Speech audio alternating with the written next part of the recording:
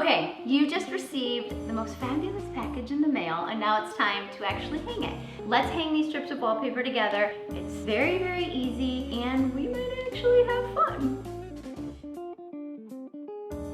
A tub that you can put water in that is at least 24 inches wide. A big towel, I like to use beach towels. A box cutter blade, and the important part with this is it has to be super, super sharp, and you're going to need multiple blades. So for every 2 strips of wallpaper that you hang, you will need a blade. You need a putty knife that's going to help you trim along the ceiling and along your floor trim. A level to make sure that you're hanging your first strip straight, as well as a pencil, and a step stool or a ladder depending on where you're hanging your wallpaper. You're going to need 2 to 3 towels to be able to wipe off any paste from your ceiling and your baseboards, as well as smoothing out the paper onto the wall. Every strip is 24 inches wide, so what you want to do is go 23 inches from your corner and mark that spot 23 inches. Then, at that mark, you want to draw a very, very light pencil line, because you know what happens with lead when you get it wet, it kind of smears and it's just bad. So you don't want to ruin your wallpaper, but you want to have just the slightest little guide to make sure that your wallpaper is straight. You want just enough water in your bucket to cover your roll of wallpaper. Then you want to lay your beach towel right in front of your bucket of water. First, we're going to unroll the wallpaper and get our very first strip.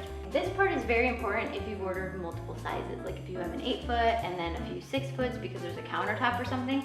You want to make sure that you're always starting with the top on every single strip. So line your strips up and make sure that they all match perfectly like this, and then you know that you have the tops of every single strip for when you start. If you have all of your strips lined up and there's one that doesn't match, like this, it's more than likely upside down. All you need to do, flip it over, double check it there, and now they should all match. So now you've established the top on every single strip. Muy importante. Roll the wallpaper with the print on the inside. You want to only see the white of the wallpaper when you're rolling it. Next, dunk it in water. Let it soak just until you can feel that it's getting slippery, and you can feel that it is wet, which is only, I don't know, maybe 20 seconds or so. Then you can start slowly pulling it out of the water. As you're pulling it out, you can fold it over so that it's more manageable. I like to let mine drip for a minute over the tub just to get off any excess water. Next, you want to book the wallpaper. That is where you put the white pasted side against white pasted side, just like this. And what that does is it makes sure that every bit is wet. In case you missed a section, it also activates the paste.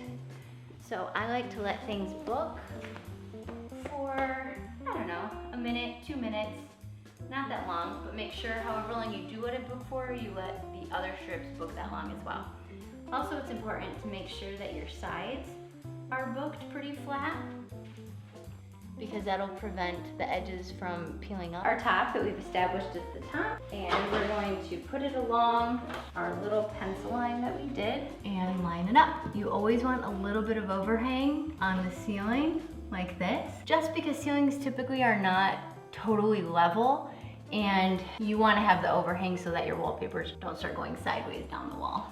Once you have the top part stuck to the wall, then you can let the second part out and start smoothing that as well. Okay, this is where I use one of my wet cloths. You want to smooth out any air bubbles like this, a large air bubble like that, that's something you want to smooth out, kind of pushing it out to the sides. So go in the middle, push down and out. If you are flattening, and this is happening, you're flattening too much. This is where you want to use the putty knife and your extremely sharp blades. I can't reiterate this enough. Sharp, sharp, sharp, brand new blades right in the crease of your wall and your ceiling. Then, once it's nice and tucked, you'll hold your wallpaper with your putty knife, and then you trim with your blade. And just keep following it along. Okay, now watch this. This is the best feeling in the world.